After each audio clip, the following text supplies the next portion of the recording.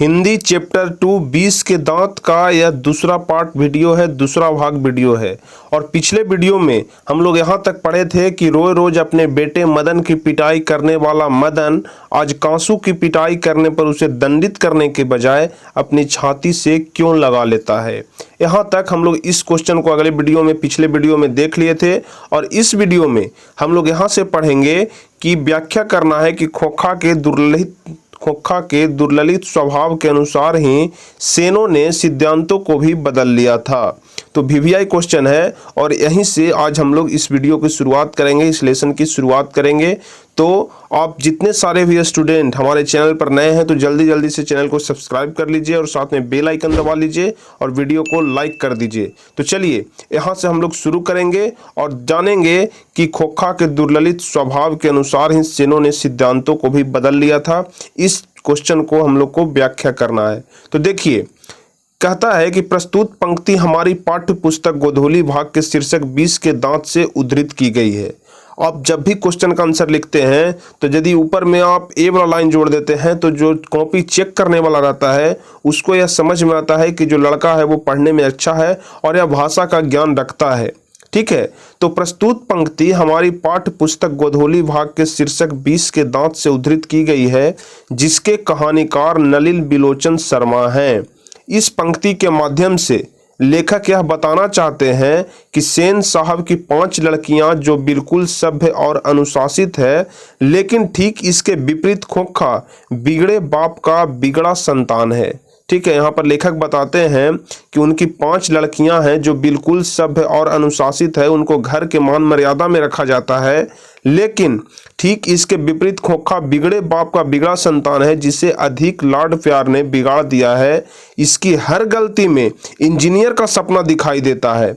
मतलब आपको हम पिछले वीडियो में बताए थे कि यह कोई भी गलती कर देता है या फिर अपने कार के साथ कुछ छेड़छाड़ कर देता है, कार की तोड़फोड़ कर देता है। अगर कुछ भी गलती करता है तो उनके पिता को यह लगता है कि यह बड़ा होकर के इंजीनियर बनेगा, यह इंजीनियर का सपना देख रहा है। अर्थात खोखा की संभावना इसके लिए अपने सिद्धांतों को भी बदल दिया था। ठीक है, तो इस क्वेश्चन में खोखा के बारे में बताया गया है और इस पूरे चैप्टर में भी खोखा की ही व्याख्या की गई है। तो इसके पहले के जितने सारे भी क्वेश्चन हैं हम आपको पहले वीडियो में बताए थे, तो आप पहला वीडियो अगर नहीं देखे हैं तो लिंक आपको डिस्क्रिप्शन में मिल जाएगा और साथ ही आप हमारे प्लेलिस्ट से जाकर के भी इस वीडियो को देख सकते हैं। तो जल्दी से जाकर के आप पहले पार्ट के वीडियो को देख लीजिए, तो आपको यह वाला पार्ट ज़्यादा बेहतर तरीके से समझ में आएगा, चीज़ों को आप अच्छी तरीके से समझेंगे। चलिए अगला क्वेश्चन हम लोग देखेंगे और देखने के पहले हम आपसे कहना चाहेंगे कि अगर अभी तक आप हमारे टेलीग्राम ग्रुप में नहीं ऐड हुए हैं, फेसबुक ग्रुप में नहीं ऐड हुए हैं, फेसबुक पेज को लाइक नहीं किए हैं, तो लिंक नीचे डिस्क्रिप्शन में दिया हुआ है, जल्दी से जाकर आप इन तीनों चीज़ में जुड़ जाइए, जिससे कि आपको पल पल की अपडेट मिलती रहे। और यदि आपको भी किसी प्रकार की परेशानी हो तो आप सीधे हमसे कॉन्टेक्ट कर सकें। तो जल्दी से जाकर के आप टेलीग्राम, फेसबुक पेज और फेसबुक ग्रुप में जुड़ जाइए। और इस देखेंगे अब हम लोग अगला क्वेश्चन कि सेन साहब के परिवार में बच्चों के लालन पालन में किए जा रहे हैं। ठीक है, अगला क्वेश्चन देखेंगे कि सेन साहब के परिवार में बच्चों के लालन पालन में किए जा रहे हैं लिंग आधारित भेदभाव का अपने शब्दों में वर्णन करें। लिंग आधारित भेदभाव कहने का मतलब कि उनकी 5 बेटियां हैं और एक लड़का है जिसका नाम खोखा है। तो बेटियों को बहुत ही सभ्य बनाया गया है, लेकिन खोखा सीधे उसका विपरीत है, सीधे उसका उल्टा है। तो यही जो लिंग के आधारित भेदभाव है, इसी को अपने शब्दों में यहाँ पर लिखना है।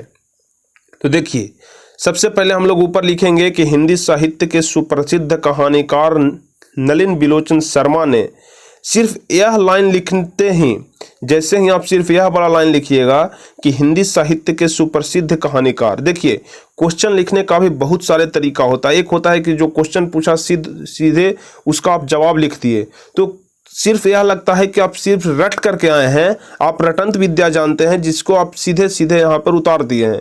लेकिन कुछ अपने तरफ से अगर आप लगाते हैं जो देखने में अच्छा लगे, सुनने में अच्छा लगे, तो जो कॉपी चेक करने वाला रहता है उससे भी अच्छा लगता है और वह अपने मन से खुश होकर के भी कुछ नंबर दे देता है। ठीक है, मतलब नंबर उसको काटने में संकोच होती है कि बच्चा इतने अच्छे तरीके से लिखा है तो फिर हम इसका नंबर क्यों काटे। और आप जानते हैं कि हिंदी एक ऐसा सब्जेक्ट है जिसमें बहुत से नंबर काटे जाते हैं।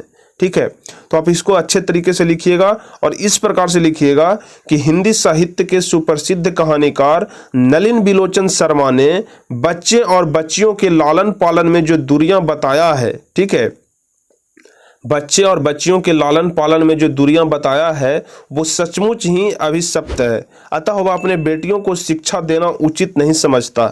मतलब जो सेन साहब हैं वो अपनी बेटियों को कहीं भी स्कूल नहीं भेजते हैं क्योंकि वो बस बेटियों को शिक्षा देना उचित नहीं समझते हैं और उनको घर के चार दीवारी के अंदर ही रखा जाता है, ठीक है, तथा बेटियों को हंसने की भी इजाज़त नहीं है, ठीक है, हंसने की भी इजाज़त नहीं है और बेटा में नटखटापन के रूप को इंजीनियरिंग का स्वरूप देखता है। मतलब बेटा अगर कुछ भी गलती करता है तो बेटा में उसको इंजीनियरिंग का रूप दिखाई पड़ता है कि हमारा बेटा बड़ा होकर के इंजीनियर बनेगा, और बेटी को हंसने तक का भी इजाज़त नहीं दिया जाता है जो आधुनिक समाज के लिए उत्तम नहीं है।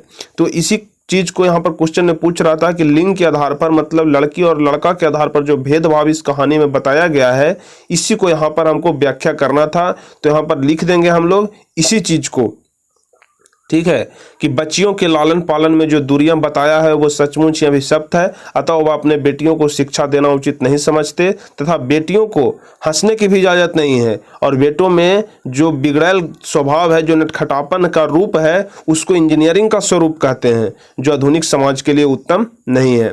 देखिए अब अगला क्वेश्चन है कि खोखा किन मामलों में अपवाद था। खोखा किन मामलों में अपवाद था। तो इस कहानी के सुप्रसिद्ध लेखक नलिन बिलोचन शर्मा का मानना है कि खोखा दुर्ललित स्वभाव के मामलों में अपवाद था।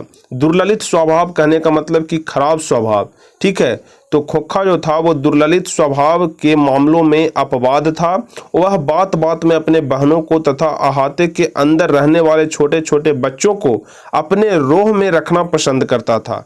मतलब वह सोचता था कि सभी लड़के हमसे डरे, वह जिस भी लड़के को चाहता था, जिससे कमजोर होते थे या फिर उससे ताकतवर भी होते थे, सभी लड़कों को वह कुछ नहीं समझता था, क्योंकि उसके बाप जो थे वो सेन साहब जो थे उसको अपने सर पर बिठा कर रखते थे। बहुत ही बिगड़ैल स्वभाव का लड़का था कौन? खोखा, ठीक है। तो इस कहानी के सुप्रसिद्ध लेखक नलिन बिलोचन शर्मा का मानना है कि खोखा दुर्ललित स्वभाव के मामलों में अपवाद था। वह बात बात में अपने बहनों को तथा अहाते के अंदर रहने वाले छोटे छोटे बच्चों को अपने रोह में रखना पसंद करता था, जो सचमुच प्राकृतिक नियमों का अपवाद था, ठीक है। तो इसी चीज को यहाँ पर लिखना है कि खोखा किन मामलों में अपवाद था, ठीक है। तो जितने सारे भी आपको क्वेश्चन बता रहे हैं सभी इंपॉर्टेंट क्वेश्चन है, तो सभी को आप ध्यान से समझिएगा, और जिस भाषा में जिस तरह से आपको यहाँ पर लिखा हुआ है सिर्फ उसी तरह से आपको एग्जाम में लिख देना है, आपको सारे नंबर दिए जाएंगे। देखिए अगला क्वेश्चन कहता है कि सेन दंपत्ति खोखा में कैसी संभावनाएं देखते थे। तो आप जानते हैं कि सेन दंपत्ति जो थे वो खोखा के जो माता पिता जो थे वो खोखा में इंजीनियरिंग की संभावना देखते थे कि मेरा बेटा बड़ा होकर के इंजीनियर बनेगा, और इन संभावनाओं के लिए उन्होंने उसकी कैसी शिक्षा तय की थी।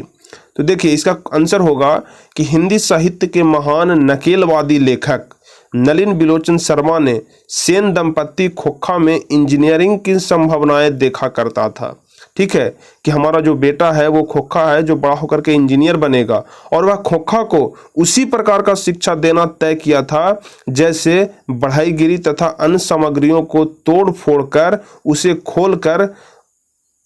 उसे खोलकर कसना ही उसका शिक्षा तय किया था। मतलब घर के जितने सारे भी उपकरण थे उसको तोड़ना है, फोड़ना है, उसको खोलना है, फिर से उसको कसना है, जिससे उसके माता पिता समझते थे कि इसमें इंजीनियरिंग का गुण आएगा। जब सभी चीज़ों को तोड़ कर देखेगा कि उसके अंदर क्या है तो इसमें इंजीनियरिंग का गुण आएगा। इसी को यहाँ पर लेखक कहते हैं कि सेन दंपत्ति खोखा में कैसी संभावनाएं देखते थे और उन संभावनाओं के लिए उन्होंने उसकी कैसी शिक्षा तय की थी, मतलब किस प्रकार की शिक्षा उसके माता पिता उसे देना चाहते थे। अब देखिए यहाँ पर 5वां नंबर क्वेश्चन कहता है कि सप्रसंग व्याख्या करे। मतलब जो लाइन यहाँ पर जो लाइन दिया गया है इसको आपको व्याख्या करना है। तो देखिए पहला नंबर लाइन है, क्या है कि लड़कियां क्या है, कठपुतलियां हैं और उनके माता पिता को इस बात का गर्व है। मतलब लड़की को वो कठपुतली बनाए हुए हैं और उनके माता पिता को इस बात का गर्व है, इस बात की व्याख्या करनी है। तो देखिए प्रस्तुत सारगर्भित सुललित एवं मार्मिक पंक्तियां। यहाँ पर जितने सारे भी हेडिंग है, ऊपर का 2-4 लाइन जो है उसको अपनी भाषा में अच्छे तरीके से लिखना है, जिससे कि कॉपी जांच करने वाला जो रहे उसको बेहतर तरीके से लगे कि हाँ यार लड़का जो लिखा है वो बेहतर तरीका हो। देखिए, अगर व्याख्या करने की बात है तो सबसे पहले आपको पाठ और लेखक दोनों के बारे में 1-2 लाइन लिखना पड़ता है। तो यहाँ पर लिखेंगे कि प्रस्तुत सारगर्भित सुललित एवं मार्मिक पंक्तियां हमारे पाठ पुस्तक गोधूली भाग 2 के शीर्षक 20 के दांत से उद्धृत की गई है। यहाँ तक आपको लिखना है और उसके बाद लिखना है कि इस पंक्ति के माध्यम से हिंदी साहित्य के महान नकलवादी कहानीकार यह कहना चाहते हैं, मतलब यहाँ तक यह कहना चाहते हैं, यहाँ तक सिर्फ आपको पाठ के बारे में ही लिखना है। इसके बाद हम क्वेश्चन पर आएंगे, ठीक है, कि हिंदी साहित्य के महान नकलवादी कहानीकार कहना चाहते हैं कि सेन साहब के बेटी को हर प्रकार की तमीज सिखाया गया। सेन साहब की जो बेटी थी उनको हर प्रकार का तमीज सिखाया गया। उन्हें हंसने की इजाज़त नहीं थी, ये सिर्फ शाम को खेल सकते थे। मतलब बेटियों पर इतना ज़्यादा पाबंदी लगा हुआ था कि उनको हंसने तक की आज़ादी नहीं थी। अगर खेलना भी है तो सिर्फ शाम में थोड़े बहुत खेल सकते थे, ठीक है। लेकिन इन सब गुण को देखकर माता पिता को इस बात का गर्व था कि लड़कियां कठपुतलियां हैं, ठीक है। इन सब बात को कि हमारी जो बेटी है वो हंस नहीं सकती है, उनको चारदीवारी के अंदर ही रहना है, बाहर नहीं निकलना है। अगर खेलना है भी है थोड़ा बहुत तो सिर्फ शाम में ही खेलना है। मतलब एक तरह से कहा जाए तो लड़कियों को वो कठपुतली बना करके रखते थे, ठीक है। और इसी बात पर उन सभी लोगों को गर्व होता था कि हमारी बेटियां हमारी कठपुतलियां हैं, ठीक है। अब अगला व्याख्या देखेंगे, अगला क्वेश्चन देखेंगे कि कहता है कि ऐसे ही लड़के आगे चलकर गुंडे चोर और डाकू बनते हैं। ऐसे ही लड़के आगे चलकर गुंडे चोर और डाकू बनते हैं। यहाँ पर खोखा के बारे में बताया गया है कि प्रस्तुत सारगर्भित सुललित, तो आंसर हम इसका लिखेंगे कि प्रस्तुत सारगर्भित सुललित एवं मार्मिक पंक्तियां हमारे पाठ पुस्तक गोधूली भाग 2 के शीर्षक 20 के दांत से उद्धृत की गई है। इस पंक्ति के माध्यम से महान लेखक नलिन बिलोचन शर्मा ने बड़े बड़े सेठों के यहाँ पर जो बता रहे हैं नलिन बिलोचन शर्मा कि यहाँ पर बड़े बड़े सेठों के चरित्र का उजागर करता हुआ हमें यह बतलाया है कि सेठ लोग कैसे गरीब के बाल बच्चों को हतोत्साहित करता है। देखिए, आप भी जानते होंगे कि समाज में जितने भी बड़े लोग रहते हैं, पैसे वाले लोग रहते हैं, वे छोटे लोगों को कुछ नहीं समझते हैं। छोटे लोगों के बाल बच्चों को कुछ नहीं समझते हैं। वो समझते हैं कि हमारी कठपुतलियां हैं, हम इसे जो करे वो रहे, उसके मन को हमेशा गिराते रहते हैं। समाज में आप भी देखते होंगे। उसी चीज को यहाँ पर लेखक लिखते हैं कि बड़े बड़े सेठों के पास ऐसा चरित्र होता है, ऐसे चरित्र का उजागर करते हैं कि यह बतलाते हैं कि सेठ लोग कैसे गरीब के बाल बच्चों को हतोत्साहित करते हैं। इनका कहना है कि सेन महाशय के कार को छुआ भी नहीं, फिर भी सेन साहब ने गिरधर के पुत्र मदन को डांटता है, ठीक है। गिरधर जो उनका नौकर था, उनके पुत्र जब उनके कार को छुआ भी नहीं, सिर्फ उनके पास गया तो सेन साहब उसको डांटे। उसकी माँ को कहता है ऐसे बच्चों को अपने अभी से संभाला नहीं गया तो यह आगे चलकर गुंडे चोर और डाकू बनते हैं, ठीक है। उनका खुद का बेटा जो खोखा है वो इतना बिगड़ैल है तो उनको वो कभी नहीं कहते कि आगे चलकर गुंडा चोर और डाकू बनेगा, बल्कि इसके उल्टा होगा, उसमें इंजीनियरिंग का सपना देखते हैं। और यहाँ पर उनके नौकर जो गिरधर है, उनके पुत्र जब उनकी कार के पास सिर्फ जाकर खड़ा होता है तो तो वो गिरधर के पुत्र को भी डांटते हैं और साथ ही साथ उनके माँ को भी बोलते हैं कि ऐसे ही लड़के आगे चलकर गुंडे चोर और डाकू बनते हैं, ठीक है। तो यही होता है छोटे और बड़े लोगों में अंतर। छोटे लोग जो होते हैं बड़े लोगों की हमेशा सेवा करते हैं, लेकिन बड़े लोग छोटे लोगों को कुछ नहीं समझते हैं, उनके बाल बच्चों को कुछ नहीं समझते हैं। इसी बात को यहाँ पर लेखक बताना चाहते हैं। अब देखिए, अगला क्वेश्चन कहता है कि कौवा की जमात में हंस आने के लिए ललक गया। यह जो लाइन है इसी चैप्टर की एक लाइन है, इसी के बारे में व्याख्या करना है कि कौवा की जमात में हंस आने के लिए ललक गया। तो देखिए, इसका हम लोग व्याख्या करेंगे तो लिखेंगे कि प्रस्तुत सारगर्भित सुललित एवं मार्मिक पंक्तियां हमारे पाठ पुस्तक देखिए, यह जितने सारे भी हम लोग व्याख्या कर रहे हैं इसी प्रकार के क्वेश्चन बोर्ड में पूछे जाते हैं और हमेशा 5 नंबर के क्वेश्चन में पूछे जाते हैं। तो इसको आप बहुत ही ध्यान से समझिएगा और हर एक लाइन को आप अपने दिमाग में रखिएगा। तो देखिए, प्रस्तुत सारगर्भित सुललित एवं मार्मिक पंक्तियां हमारे पाठ्य पुस्तक गोधोली भाग 2 के शीर्षक 20 के दांत से उद्धृत की गई है और इस पंक्ति के माध्यम से सुप्रसिद्ध लेखक नलिन बिलोचन शर्मा का कहना है कि सेन साहब का बेटा कांसू गिरधर का बेटा मदन के जमात में शामिल होने के लिए यानी लट्टू खेलने के लिए मचल उठा। ठीक है, सेन साहब का बेटा जो था जिसका नाम कांसू या खोखा था, वह गिरधर का बेटा जो उनके नौकर था उसके साथ लट्टू खेलने के लिए मचल उठा, जिसे लेखक महोदय ने कहा है कि हंस कौ के जमात में आने के लिए ललक गया। यहाँ पर जो हंस है वो सेठ के बेटे को कहे हैं और जो यहाँ पर कौवा कहे हैं वो उनके बेटे गिरधर को बेटे को कहे हैं। ठीक है, तो इसी को कहते हैं कि हंस कौवा के जमात में आने के लिए ललक गया। मतलब सेन साहब का जो बेटा था जिसका नाम खोखा था वह उनके नौकर के बेटे गिरधर, ठीक है, नौकर जिसका नाम गिरधर था उसका बेटा का नाम था मदन, उसके जमात में आने के लिए ललक गया। और जो खोखा था वो पहले की भांति मदन पर अपना रौब दिखाता है। ठीक है, जिसके कारण मदन और कांसू में झगड़े हो गए। अंततः मदन ने कांसू के 2 दांत तोड़ डाले। ठीक है, यहाँ पर नौकर का जो बेटा था वो खोखा के 2 दांत तोड़ दिए। इसी चीज को यहाँ पर लेखक कहते हैं कि हंस कौ की जमात में आने के लिए ललक गया। देखिए, हंस यहाँ पर इसलिए कहा गया क्योंकि वह सेठ का बेटा था और सेठ का बेटा बड़ा होता है, बड़ा रुतबा वाला होता है, पैसे वाला होता है, इसलिए लेखक उसको हंस से सूचित करते हैं। और क्योंकि यह नौकर का बेटा था मदन, इसलिए इसको लेखक कौवा कह करके यहाँ पर संबोधित करते हैं। चलिए अब हम लोग अगला क्वेश्चन देखेंगे कि सेन साहब के और उनके मित्रों के बीच क्या बातचीत हुई और पत्रकार मित्र ने उन्हें किस तरह का उत्तर दिया। सेन साहब और उनके मित्रों के बीच क्या क्या बातचीत हुई और जो उनका एक मित्र था पत्रकार उन्हें किस प्रकार का उत्तर दिया। तो देखिए, अब हम लोग इसको देखेंगे कि हिंदी साहित्य के महान लेखक नलिन बिलोचन शर्मा का कहना है कि जब सेन साहब और उनके मित्रों के बीच बातचीत शुरू हुई तो सबसे पहले सेन साहब अपने बेटे कांसू के बारे में बड़ी मौलिकता के साथ बखान करने लगे। ठीक है, मतलब सेन साहब अपने बेटे का वहां पर बड़ाई करने लगे अपने मित्रों के सामने। ठीक है, कि मैं अपने बेटे को इंजीनियर बनाने जा रहा हूं, आजकल पढ़ाई लिखाई तो फिजूल है, मैं अपने कारखाने में बढ़ई मिस्त्री को 2-1 घंटे आकर ठोक पीट करने के लिए सिखाने को कहा है। मतलब है कहे हैं कि हम अपने कारखाने में जो बढ़ई और मिस्त्री है उसको 1-2 घंटे के लिए बुलाए हैं और कहे हैं कि ठोक पीट करके हमारे बेटे को सिखाइए और इंजीनियर बनाइए। ठीक है, इससे बच्चे की अंगुलियां अभी से ही औजारों में बारीक हो जाएगी। यह बात समझते हैं कौन? सेन साहब। तब उनके जो मित्र हैं पत्रकार, उन्होंने उत्तर दिया कि मैं चाहता हूं कि वह जेंटलमैन जरूर बने और जो कुछ बने उसका काम है, उसे पूरी आज़ादी रहेगी। वो कहते हैं कि जो कुछ भी बनना चाहता है वह उसके ऊपर छोड़ दीजिए, इसमें उसकी आज़ादी रहेगी कि किस चीज़ में उसकी रुचि है और वह क्या बनना चाहता है। लेकिन यहाँ पर सेन साहब कहते हैं कि हम उसको इंजीनियर बनाना चाहते हैं और अपने कारखाने के 1-2 बढ़ी मिस्त्री को भी बुलाए हैं कि वह ठोक पीट कर हमारे बेटे को सिखाए और उसे इंजीनियर बनाए।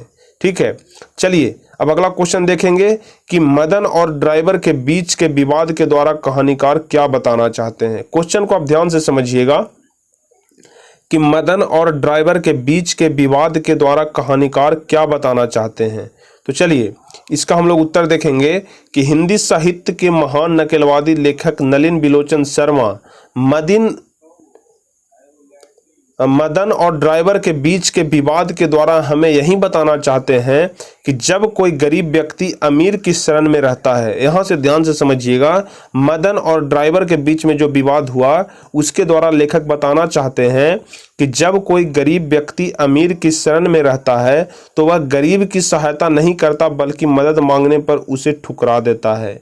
इस बात को ध्यान रखिएगा कि जब कोई भी गरीब व्यक्ति अमीर की शरण में रहता है तो वह गरीब की सहायता नहीं करता अमीर आदमी कभी गरीब की सहायता नहीं करता है, बल्कि मदद मांगने पर उसे ठुकरा देता है, उसे अपने से दूर कर देता है।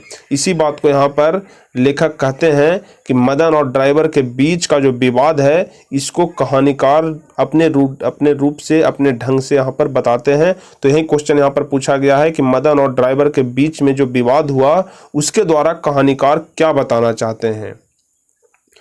अब हम लोग 8वां नंबर क्वेश्चन देखेंगे कि मदन और कांसू के बीच झगड़े का कारण क्या था। मदन और कांसू, कांसू मतलब खोखा, तो मदन और कांसू के बीच झगड़े का कारण क्या था, इस प्रसंग के द्वारा लेखक क्या दिखाना चाहते हैं। ठीक है, इस प्रसंग के द्वारा लेखक क्या दिखाना चाहते हैं।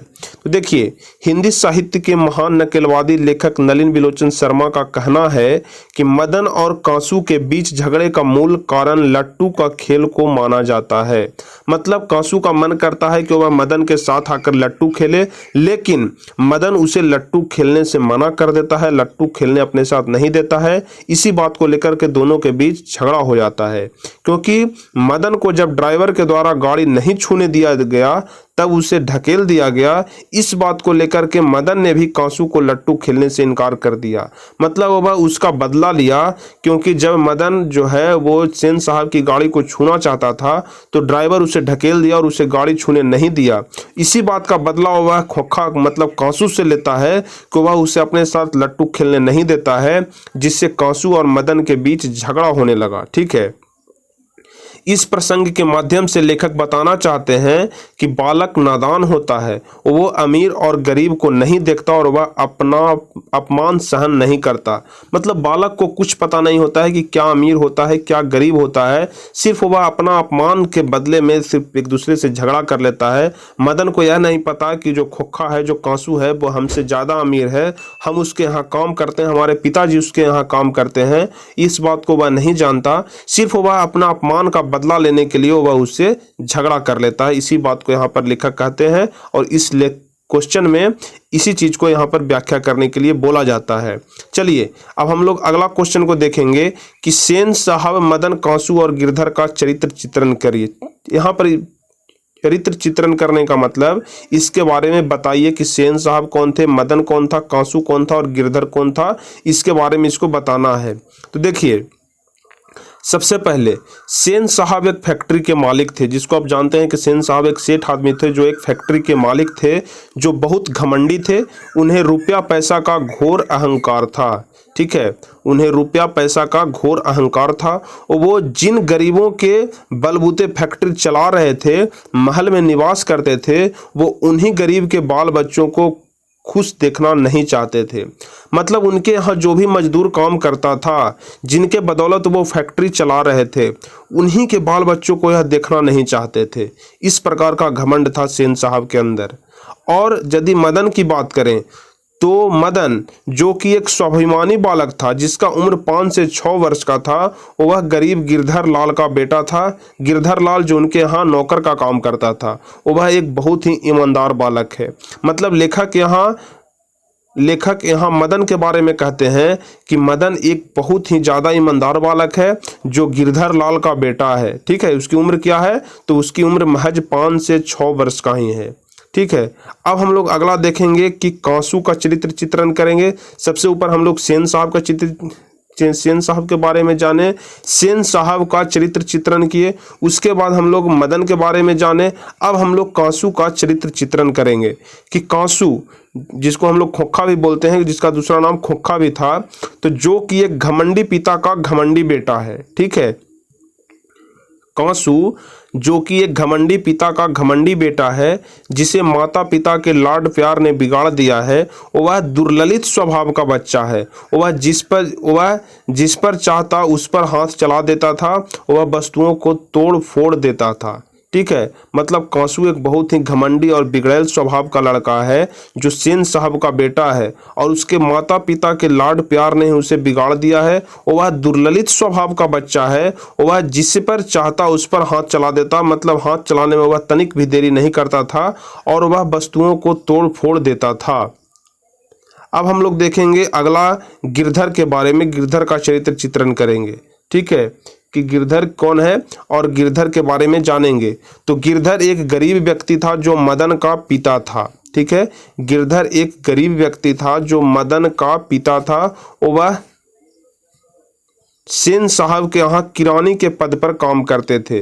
गिरधर जो था वो सेन साहब के यहाँ किरानी के पद पर काम करते थे और उनके बेटे का नाम था मदन, ठीक है। वह एक लाचार और बेबस बाप था। वह प्रतिदिन सेन साहब द्वारा अपमान सहा करता था। मतलब वह किरानी के पोस्ट पर तैनात था सेन साहब के यहाँ और वह रोज डेली अपमान सहता था, ठीक है। चलिए अब अगला क्वेश्चन देखेंगे कि आरंभ से ही कहानीकार का स्वर व्यंग्यपूर्ण है, ऐसे ही कुछ प्रमाण उपस्थित करें। ठीक है, शुरू से ही जो कहानी का जो स्वर है वो व्यंग्यपूर्ण है, मतलब वह सेन साहब पर व्यंग्य करते हैं। इसी को यहाँ पर कुछ प्रमाण के साथ उपस्थित करना है। तो देखिए, हिंदी साहित्य के महान एवं सुप्रसिद्ध लेखक नलिन बिलोचन शर्मा का आरंभ से ही स्वर व्यंग्यपूर्ण है, क्योंकि इस कहानी में सेन साहब अपने बेटों को सभी ऐशो आराम दिया, इसे इंजीनियर बनाना चाहा, लेकिन वे अपनी पुत्री की गुलामी की तरह घर में रखा तथा उसे शिक्षा के बारे तनिक भी नहीं सोचा। इसी बात को यहाँ पर लेखक हमेशा शुरू से ही व्यंग करते हैं कि सेन साहब सिर्फ अपने बेटों के बारे में सोचते हैं, वह बेटी के बारे में नहीं सोचते हैं, उसे घर से बाहर भी नहीं निकलने दिया और उसे शिक्षा भी नहीं दी। इसी को वह व्यंग्यपूर्ण तरीके से इस कहानी में बताए हैं।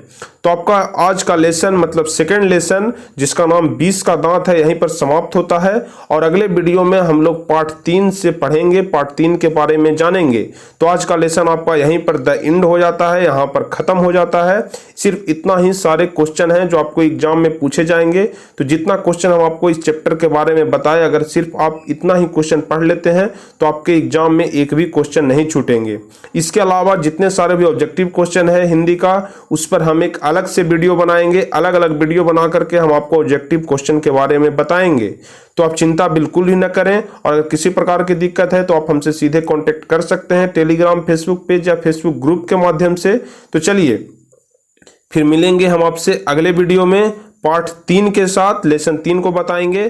तब तक के लिए धन्यवाद। जय हिंद।